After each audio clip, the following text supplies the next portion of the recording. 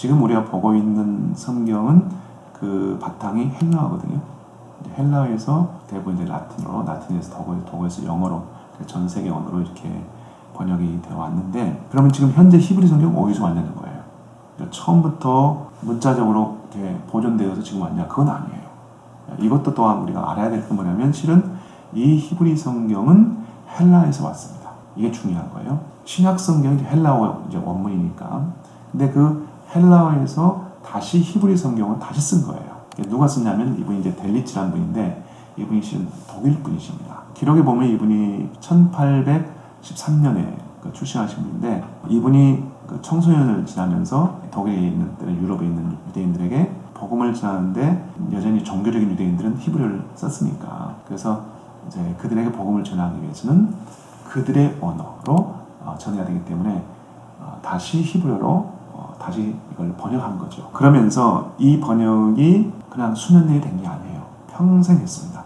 평생 했고, 기록에 보면 51년이 걸렸어요. 신약 성경이 완성되기까지. 근데 이분이 이제 헬라어에서 히브리어로 이렇게 번역하는 과정에서 원래 그 단어가 두 가지, 세 가지 의미를 가지고 있는 것을 거기서 다시 선택해서 다시 돌려놓은 거죠.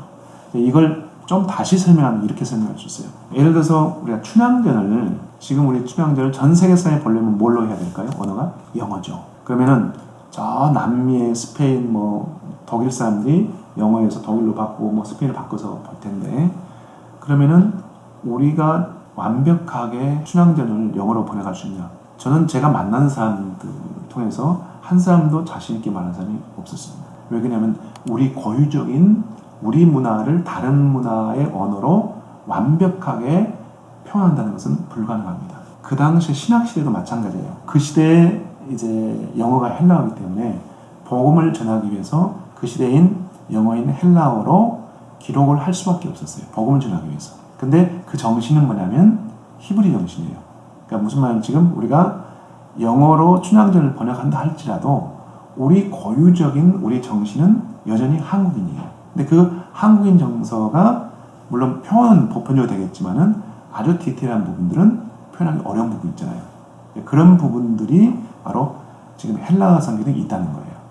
그래서 만일 저 외국에 있는 사람들이 우리 2세, 3세들이 나중에 스페인에서, 도고에서 그들이 다시 우리말로 한글로 번역해 놓으면은 돌쇠, 마당쇠가 우리의 의미에서 살아나는 거예요. 근데 그렇지 않고 만일 그 외국어로 계속 사용한다면은 이해가 어렵죠. 그것처럼 헬라어에서 다시 히브리어로 이렇게 다시 살려놨을 때 이 표현들이 너무 좋은 거예요. 특별히 이제 그 히브리 성경의 그 장점 가운데 하나가, 예를 들자면은 이런 거죠. 우리가 마태복음의 2장에 보면은 대제사장들이라는 표현이 있어요. 근데 일반적으로 대제사장들이라고 표현하면 안 되죠. 대제사장은 한 사람이어야 되지. 대제사장들 그러면 복수가 되거든요. 그게 이제 무려 우리가 기존 성경에는 약 한 2~3번 나오는 걸로 제가 알고 있는데, 복수로 사용하는 것 가운데 문제가 없는 것도 있어요. 예를 들어서 우리가 히브리서 9장 같은 데 보면은 예수님과 비교하면서 하는 얘기가, 모든 대제사장들이 1년에 한 번은 이제 지성소에 들어갔다. 모든 백성의 죄를 사하기 위해서. 이 예는 맞는 거예요. 이전에 있던 모든 대제사장들이 다 그랬다 하는 것이기 때문에 대제사장들 이렇게 표현하는 것은 그건 틀리지 않습니다. 근데 현직으로서 대제사장들이라 한다면 그건 문제가 되죠. 이건 헬라어 성경 자체가 그렇게 되어 있어요. 복수로. 예를 들어서 이제 이런 거죠. 마태복음 2장에 보면 그 내용이 어떤 거냐면, 동방 박사들이 와가지고 그 헤롯한테 와가지고 유대인 왕이 났는데 어디에 있냐고 물어보자. 헤롯이 너무 당황하잖아요. 자기가 왕인데 왕이 태어났다? 나중에 이게 설명하겠지만요, 놀랄 수밖에 없는 게 뭐냐면, 그 당시 헤롯은요 어떤 사람이냐면 자기 부인도 죽이고 자기 사랑하는 아들 둘도 죽이고, 그 다음에 자기가 바로 죽기 전 5일 전에 자기 큰아들도 죽여요. 왜요? 자기 권력 그걸 유지하려고. 이런 왕인데 자기의 왕권을 도전한 왕이 태어났다? 이게 말이 되겠어요? 그러면 그건 100% 어때요? 살려둘 수가 없잖아요. 근데 그런 일이 있자 놀래가지고 주변에 많은 사람 불러오는데, 그때 불러온 사람들이 뭐냐면 대제사장들, 때론 모든 대제사장 이렇게 표현했어요. 모든 대제사장. 이제 다른 표현은 또 어떻게 되냐면 마태복음 26장에 가면 이제 거기는 아주 크리하게 문제가 되죠. 뭐냐면 이렇게 돼 있어요. 대제사장들과 백성의 장로들을 대제사장 집 가야바 집에 모이니라 이렇게 돼 있어요. 그럼 대제사장들, 그다음에 대제사장 이게 문제가 되잖아요. 근데 히브리 성경은 뭐라고 되어 있냐면 아주 크리해요. 아주 쉬워요. 제사장의 원로들. 그럼 너무 이게 쉽고 크리하잖아요. 대제사장급 될 만한 분들이 있잖아요. 그러나 대제사장 한 사람이기 때문에 히브리 성경에는 제사장의 원로들이 백성의 장로들과 함께 대제사장 집 가야바 집에 모이니라 이렇게 되어 있거든요. 그래서 이제 히브리 성경은 이제 이런 부분에서 아주 장점이 있다. 우리가 조금 애매했던 이런 것들, 그래서 아마 이제 이런 것들을 계속해서 아마 신약 전체 아마 얘기를 계속 할 겁니다.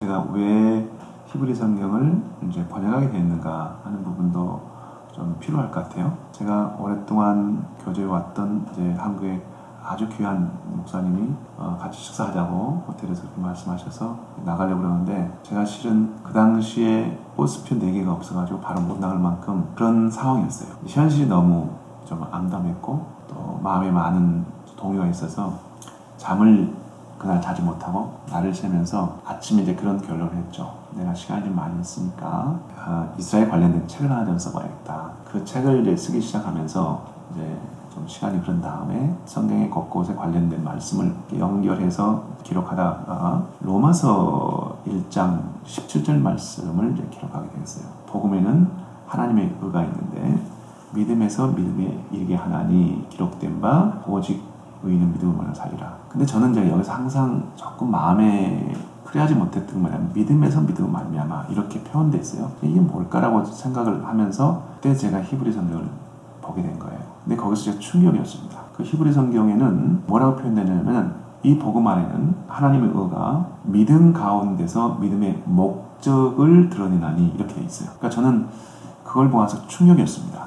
왜 그러냐면은 히브리어의 이제 목적이란 말이 히브리어는 타클리트란 말인데 이 타클리트란 말이 목적이라만 번역할 수가 없어요. 이건 너무너무 다양하게 쓰여지는 표현이고 그러니까 이건 히브리적 배경을 알지 못하면 쉽게 그 문장 속에서 달라져요. 목적, 방향, 의향, 때는 마침, 완성 뭐 여러 가지로 되는데 예를 들어서 우리가 잘 알고 있는 또 로마서 10장에 보면은 그리스도는 율법의 마침이다 이렇게 되어 있어요. 아주 잘 번역되어 있어요.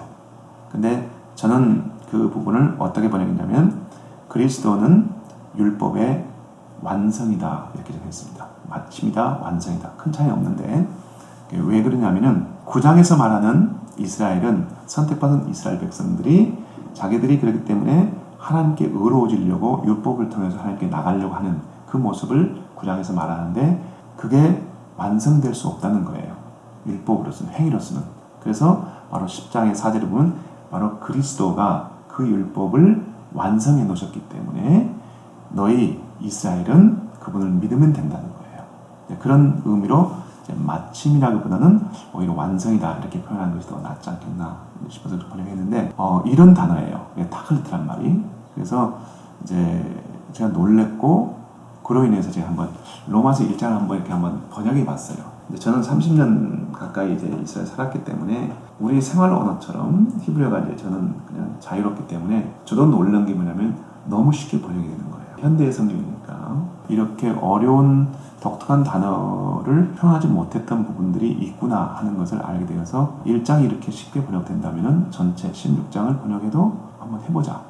그래서 도전했는데 그게 며칠 안 돼서 번역이 돼요. 그래서 이제 제 욕심에 그러면은 전체를 번역해보자. 그래서 이제 마태복음부터 시작해서 신약 성경을 이제 다 번역을 하게 됐죠.